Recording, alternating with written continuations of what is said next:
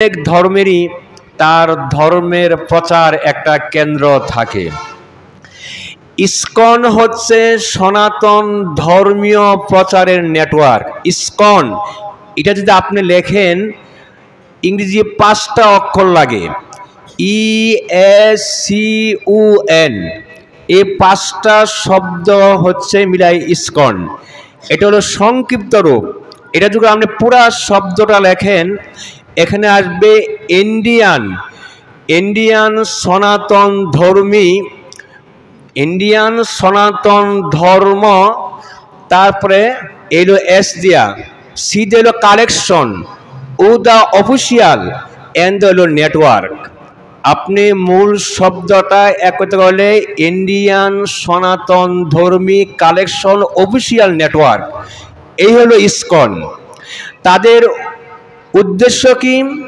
তাদের উদ্দেশ্য হচ্ছে সনাতন ধর্মী ছাড়া পৃথিবীর যে সমস্ত অন্য ধর্ম আছে কালেকশন করা, সংরক্ষণ করা, মানে মুসলিম, হিন্দু, বৌদ্ধ, খ্রিস্টান যারা অনুসারী আছে তাদেরকে সনাতন ধর্ম অনুসারী বানানোর জন্য এদের যে নেটওয়ার্ক, যে কালেকশন, এটাই হচ্ছে ইসকন। আর এই জন্যই তারা আমার এই বাংলাদেশে ইসকনের মাধ্যমে মানুষকে কিভাবে হিন্দু বানানো যায়, কিভাবে সনাতনী বানানো যায়, এই জন্য আপ্রাণ চেষ্টা তারা করতেছে। আর এই কার্যক্রম তারা পরিচালনা করতেছে। আর এর জন্য প্রধান যে বাধা সেটা হচ্ছে আমাদের দরগা এবং মাজার। কারণ সনাতন ধর্মীর প্রাণ কেন্দ্র হচ্ছে ইসকন। ইসকন হচ্ছে হিন্দুদের প্রচার কেন্দ্র, আর দরগা মাজার হচ্ছে মুসলমানদের ধর্মীয় প্রচার কেন্দ্র। দরগার মাধ্যমে মুসলমান বানানো হয়, আর ইসকনের মাধ্যমে হিন্দু বানানো হয়। এজন্য এই মুসলমানদের আমাদের মাজার এবং দরগার বিপরীত শক্তি হচ্ছে ইসকন। এই ইসকনের মাধ্যমে কিভাবে মানুষকে হিন্দু বানানো যায়, কিভাবে সেই সনাতন ধর্ম বানানো যায়, এই চেষ্টা, এই কার্যক্রম তারা করেছে। এদের মূল কার্যক্রম হচ্ছে এটা। আর এই জন্যই আমরা যারা মাজারকে ভালোবাসি, দরগাকে ভালোবাসি, ইসলামের প্রচারের যারা দায়িত্বে যারা আছেন ওলামায়ে কারাম, তার তুমুল বিরোধিতা করা হচ্ছে। এই হিন্দুদের, এই উগ্রবাদীদের তাদের কার্যক্রম এই দেশে চলতে দেওয়া যায় না। মুসলমান, আমাদের মুসলমানগুলিকে তারা হিন্দু বানিয়ে নেবে, সনাতন বানাবে, এটা মুসলমান কখনো গ্রহণ করতে পারে না। আপনারা দেখেছেন গতকালকের একটা নিউজ, আপনারা দেখেছেন এই ইসকনের যে ইন্ডিয়ান যে প্রাণ কেন্দ্র, তারা দাবি করেছে আমাদের হৃদয়ের স্পন্দন খাজা মাইনুদ্দিন চিশতির তার দরগা, তার মাজার শরীফ যেখানে অবস্থিত, তারা গতকাল হাইকোর্টে তারা এই আবেদন করেছে যে এই মাজার এখানে মূলত এটা মন্দির ছিল, তাদের দাবি। এখন হাইকোর্টে দাবি করেছে এ মাজার এখানে মন্দির ছিল, মন্দির ভেঙে এখানে মাজার বানানো হয়েছে। আমরা এখানে পূজা করার, এখানে মন্দির করার আমাদের সেই সুযোগ দেওয়া হয়। সে আবেদন তারা ইন্ডিয়ান হাইকোর্টে করেছে। এ আবেদনের তারা সাড়াও পাবে। কেন পাবে? কারণ ইন্ডিয়ার হাইকোর্টে যারা বসে আছে বিচারপতি, তারাও তো ইসকনের সদস্য। সুতরাং এই অনুমতি পাওয়া তাদের জন্য কোনো কষ্ট হবে না, অসুবিধা হবে না। তারা আমাদের এই মাজারকে ভেঙে চুড়ে তারা মন্দির বানাবে, এটা তাদের চেষ্টা। তবে ইসলামকে ধূলিসাৎ করে দেওয়ার জন্য এই ষড়যন্ত্র আজকে নতুন নয়। আজকে যেমন ইসকনের সেই উগ্রবাদী হিন্দুরা ইসলামকে ধ্বংস করার জন্য চেষ্টা করছে, আজ থেকে হাজার হাজার বছর আগে আবু জাহেল, উতবা, সাইবা, আবুল আহাবের গোষ্ঠীরা তারাও চেয়েছিল ইসলামের প্রদীপকে নিভিয়ে ফেলার জন্য। আপনারা কি মনে করেন ইসকন যতই চেষ্টা করুক আমার এই বাংলাদেশের মাজারগুলিকে তারা ধ্বংস করে দিয়ে এদেশে মন্দির স্থাপন করবে? এটা কি কখনো সম্ভব হবে? হবে না। কেন হবে না? তার জবাব আমার আল্লাহ রাব্বুল আলামিন দিয়েছেন। আগে পড়েন সুবহানাল্লাহ। আল্লাহ রাব্বুল আলামিন বলছেন ইউরিদুনা লিইউতফিউ নূরাল্লাহি বিআফওয়াহিহিম ওয়াল্লাহু মুতিম্মু নূরিহি ওয়ালাউ কারিহাল কাফিরুন। আল্লাহ রাব্বুল আলামিন বলছেন এই সমস্ত মুশরিক, ইন্নাল ইয়াহুদা ওয়াল মুশরিকান, এরা হচ্ছে আল্লাহর দুশমন, নবীর দুশমন এবং মুমিনদের দুশমন। হে নবী, এরা চায় আমার ইসলামের নূরকে, প্রদীপকে তারা এক ফু দিয়ে নিভিয়ে দিবে। এই বিশ্ব থেকে ইসলামের প্রদীপকে নিভিয়ে তারা, ওই ইয়াহুদিরা, ওই খ্রিস্টানরা পৃথিবীর বুকে তাদের ধর্ম প্রতিষ্ঠিত করবে। এরা চাই একটা প্রদীপকে যেমন ফু দিয়ে নিভিয়ে দেওয়া যায়, ইসলামের আলোকে তারা তেমনভাবে নিভিয়ে দিতে চায়। তবে তোমরা জেনে রাখো, ওয়াল্লাহু মুতিম্মু নূরিহি ওয়ালাউ কারিহাল কাফিরুন। আমি আল্লাহ রাব্বুল আলামিন ইসলামের এই প্রদীপকে আমি জ্বালিয়ে রাখবো কিয়ামত পর্যন্ত, যদিও কাফেরদের কাছে এটা কষ্টকর মনে হয় না। কেন?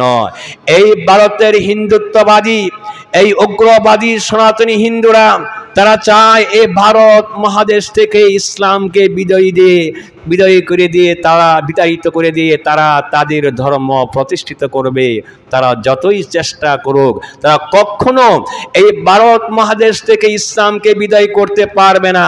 এর কারণ আমার আল্লাহর ওয়াদা, আমার আল্লাহ বলেছেন আমি ইসলাম প্রতিষ্ঠিত রাখবো কিয়ামত পর্যন্ত, যদিও তাদের কাছে কষ্ট করা হয় মনে হয়। আল্লাহর ওলিরা তারা ইসলাম প্রচার করেছে তলোয়ার দিয়ে নয়। খাজা মাইনুদ্দিন চিশতি তিনি ইসলাম লক্ষ লক্ষ এই হিন্দুকে মুসলমান করেছেন, এর বিনিময়ে একটা গুলিও ছুটতে হয় নাই, একটা তলোয়ারের প্রয়োজন হয় নাই। কোন শক্তিতে এই লক্ষ লক্ষ মুসলমান তারা বানিয়েছে? এটা সম্পূর্ণ আল্লাহর স্পেশাল পাওয়ারের মাধ্যমে। জুড়ে বলেন সুবহানাল্লাহ।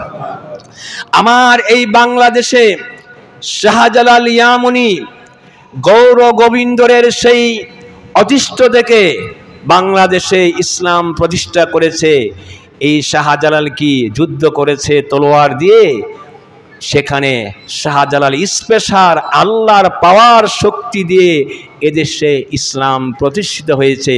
তোমরা যতই ইসকন তৈরি করো, যতই মাজার ভাঙ্গো না কেন, চিরতরে কখনো ইসলামকে বিদায় করতে পারবে না।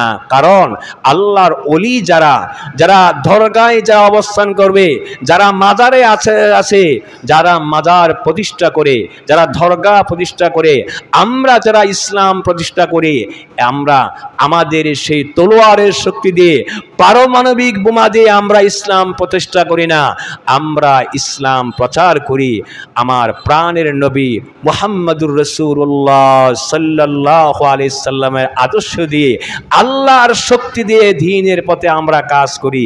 তোমরা যতই ভাবরি মসজিদ ভাঙ্গো, যতই মাজার ভাঙ্গো, এদেশ থেকে, ভারত মহাদেশ থেকে ইসলাম বিদায় করে দেওয়া সম্ভব নয়। আপনারা জানেন যে আল্লাহর ওলিরা যারা তারা ইসলাম প্রচারে আপ্রাণ চেষ্টা করেছে, খেয়ে না খেয়ে কষ্ট করে তারা ইসলাম পড়েছে, বিলাসিতার ভিতরে দিয়ে ইসলাম প্রচার করে নাই। কিভাবে? এর ভিতরে মালিক দিনার রাহমাতুল্লাহ আলাই তিনি এই ইসলামের দাওয়াতে কাজ করতেছেন। কারণ আল্লাহর ওলি যারা হয় এরা তো দুনিয়ার অর্থ সম্পদ এইগুলোর লোভ থাকে না, তারা একেবারে নিরীহ, একেবারে দরিদ্র। এই দরিদ্রতার ভিতরেই তারা ইসলাম প্রচার করে। আর এই কাজটা যারা করে আমার আল্লাহ রাব্বুল আলামিন তাদেরকেই বেশি ভালোবাসেন, এবং তারা যদি আল্লাহর দরবারে কোনো দরখাস্ত করে আমার আল্লাহ সাথে সাথে সেটা কবুল করে নেন। জুড়ে বলেন সুবহানাল্লাহ। প্রমাণ সহিহ মুসলিম শরীফে একটা হাদিস এখানে আসছে। মুসলিম শরীফ হাদিস নাম্বার হচ্ছে 6926।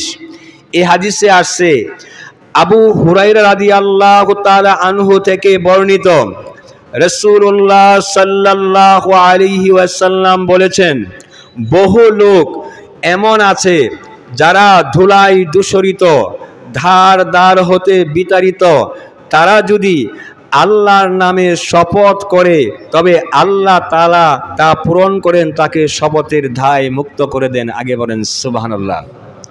রাসূল আকরাম সাল্লাল্লাহু আলাইহি ওয়াসাল্লাম বলেছেন যে এমন লোক আছে যাদের গায়ের জামা ময়লা যুক্ত, দেখলে তোমাদের ঘৃণা আসবে, যারা ধারে ধারে মানুষের কাছে ঘুরে বেড়ায়, মানুষ এদেরকে বিরক্ত বোধ করে, অথচ যারা দুনিয়ায় এই ময়লা যুক্ত মানুষের ধারে ধারে ঘুরে, এরা যদি আল্লাহর কাছে কোনো বিষয় চায় যে আল্লাহ গো আমার এই কাজটা এটা তুমি করে দাও, রাসূল আকরাম সাল্লাল্লাহু আলাইহি সাল্লাম বলেছেন যে আমার আল্লাহ তাদেরকে এত ভালোবাসেন, সাথে সাথে এটা আমার আল্লাহ তার ওয়াদা, তার কথাকে যেটা চান আমার আল্লাহ দিয়ে দেন। জুড়ে বলেন সুবহানাল্লাহ।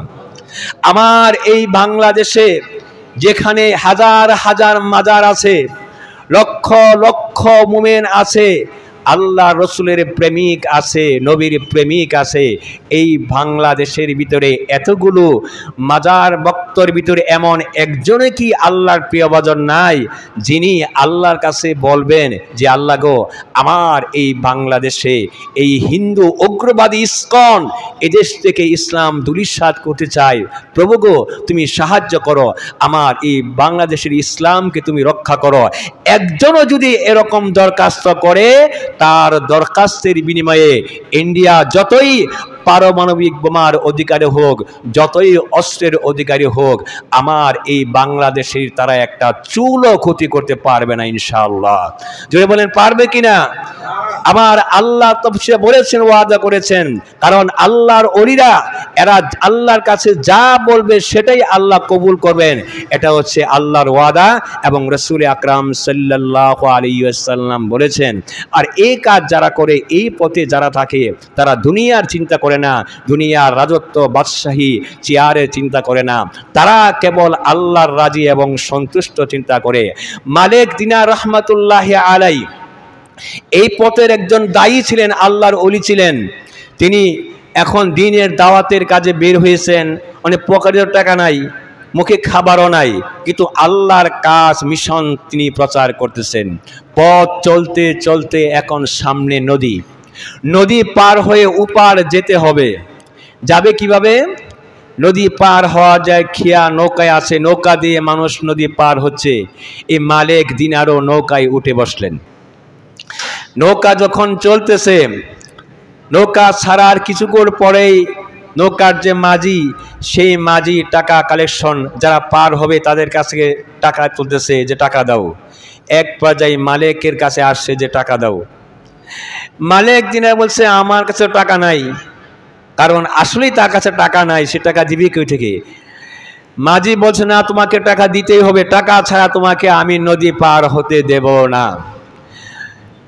এই মালিক দিনার খুব অনুনয় বিনয়ের সাথে বলতেছে যে ভাই আমার কাছে টাকা নাই, তুমি দয়া করে আমাকে মাফ করে দাও, ক্ষমা করে দাও, যে টাকা আমার কাছে নাই, আমি তোমাকে টাকা দিব কি দেখে?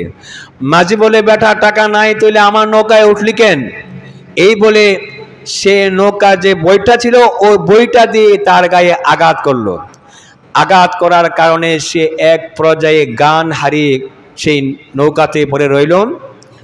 নৌকা কিছু দূর যাওয়ার পরে আবার সে যখন তার জ্ঞান ফিরে আসছে বলে বেটা আমার টাকা দে, এখন যদি তুমি আমাকে টাকা না দাও তাহলে তোমার হাত পা রশি দিয়া বাইন্দা এই নদীর ভিতরে ছেড়ে দেব। মালিক দিনার আসলে তার কাছে টাকা নাই, সে টাকা কিভাবে দিবে?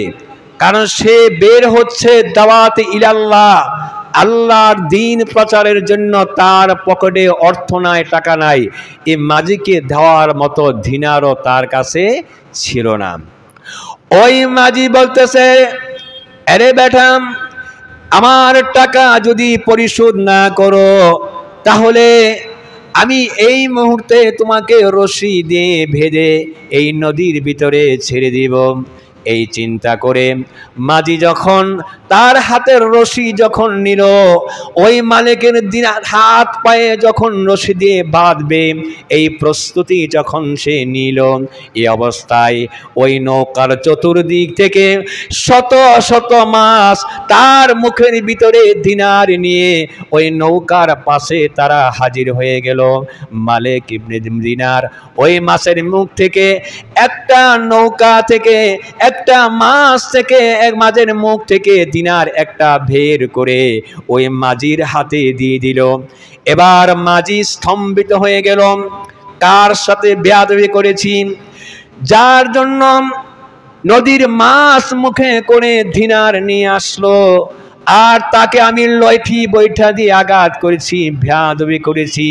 অনুতপ্ত হলো, তার কাছে ক্ষমা চাইলো, বারবার বিনয় করতেছে, ক্ষমা চাইতেছে। এই ক্ষমা চাইতেছে। আল্লাহর ওলি যারা হয়ে যায় এত বিনয়ী হয়, নম্র হয়, প্রতিশোধের স্পৃহা তাদের থাকে না। এবার মালিক বললেন, দেরো তুমি যাই করেছ আমি তো আল্লাহর দায়ী, যাও তোমার সমস্ত বেয়াদবি আমি ক্ষমা করে দিয়ে দিলাম, কোনো কষ্ট আমি আমার মনে রাখলাম না। ওই কথা বলে ওই নৌকা থেকে নামে পানির উপর দিয়ে হাঁটতে হাঁটতে সে নদী পার হয়ে গেল। যিনি বলেন সুবহানাল্লাহ। এজন্য আমাদের এই যারা দরগায় যারা থাকে, দ্বীন প্রচারে যারা থাকে, তাদের সাথে কঠোর হওয়া আমাদের উচিত নয়। আমাদের ভালোবাসা উচিত, ভালোবাসা দিয়ে মহব্বত দিয়ে আমাদের অন্তরের সাথে তাদের সম্পৃক্ত থাকা। যদি তাই থাকে, রাসূল আকরাম সাল্লাল্লাহু আলাইহি ওয়াসাল্লাম বলেছেন, হাসরের মাঠে তার সাথে তার হাদিস হাসর হবে যে যাকে ভালোবাসে। মুসলিম শরীফের এই হাদিসটা আসছে। এক ব্যক্তি রাসূল আকরাম সাল্লাল্লাহু আলাইহি ওয়াসাল্লামকে বললেন, ইয়া রাসূলুল্লাহ, কিয়ামত কোন সময় হবে? আমার নবী বললেন, কিয়ামত কোন সময় হবে? কিয়ামতের জন্য তুমি কি প্রস্তুতি গ্রহণ করেছো? ওই সাহাবী বললেন, ইয়া রাসূলুল্লাহ, আমার তো কোনো প্রস্তুতি নাই, নামাজ রোজা হজ যাকাত আমার কাছে এমন কোনো ইবাদত নাই যেই ইবাদত দিয়ে হাসরের ময়দানে আমি পার হতে পারবো। তবে একটা মাত্র জিনিস আমার কাছে আছে, সেটা হচ্ছে আমার প্রাণের নবীকে আমি ভালোবাসি। জুড়ে বলেন সুবহানাল্লাহ। রাসূল আকরাম সাল্লাল্লাহু আলাইহি সাল্লাম সাহাবীকে বললেন, শোনো, তুমি যাকে ভালোবাসো হাসরের ময়দানে তার সাথেই তোমার হাসর হয়ে যাবে। জুড়ে বলেন সুবহানাল্লাহ। ওই সাহাবী ডাক দিয়ে বলেন, ইয়া রাসূলুল্লাহ, আমি তো আবু বকরকে ভালোবাসি, ওমর ইবনুল খাত্তাবকে ভালোবাসি, তবে আমি তো আবু বকরের মতো আমল করতে পারি না, ওমরের মতো আমল তো আমি করতে পারবি না, তার সাথে আমার হাসর কেমন ভাবে হবে? আমার প্রাণের নবী ডাক দিয়ে বললেন, সাহাবীরা শোনো, তুমি যদি আবু বকরের মতো আমল নাও করতে পারো, ওমরের মতো আমল যদি নাও করতে পারো, যদি আবু বকরকে ভালোবাসো, ওমরকে ভালোবাসো, আল্লাহ রাব্বুল আলামিন তাদের ভালোবাসার কারণে হাসরের ময়দানে তাদের সাথে তোমার হাসরের ব্যবস্থা করে দিবে। জুড়ে বলেন সুবহানাল্লাহ। তাদের সাথে তোমার হাসর হবে। তুমি যাদেরকে ভালোবাসো, আমরা যদি মাজারকে ভালোবাসতে পারি, আল্লাহর ওলিদের ভালোবাসি, তাহলে আল্লাহর ওলিদের সাথেই আমাদের হাসর হবে। আমরা যদি আমার প্রাণের নবীকে ভালোবাসতে পারি, প্রাণের নবীর সাথেই আমাদের হাসর হবে। আমরা যেন রাসূলকে ভালোবাসতে পারি, আল্লাহর ওলিদেরকে ভালোবাসতে পারি, রাসূলের খাঁটি উম্মত হয়ে যেন আমরা এখান থেকে বিদায় নিতে পারি। হাসরের ময়দানে যেন আমরা শাফায়াতের অধিকারী হতে পারি, সুপারিশকারী অধিকারী হতে পারি, হাউজে কাউসারের অধিকারী হতে পারি। আমার প্রাণের নবীর সাথে যেন আল্লাহ রাব্বুল আলামিন আমাদের হাসরের ব্যবস্থা করে দেন। সকলে বলছে আমিন। আল্লাহ রাব্বুল আলামিন আমাদেরকে সে তৌফিক দান করুন। সকলে বলছে আমিন। ওয়া আখির দাওয়ানা ওয়া মা আলাইনা ইল্লাল বালাগ। যারা সুন্নত পড়েন নাই এখন পড়ে নেন।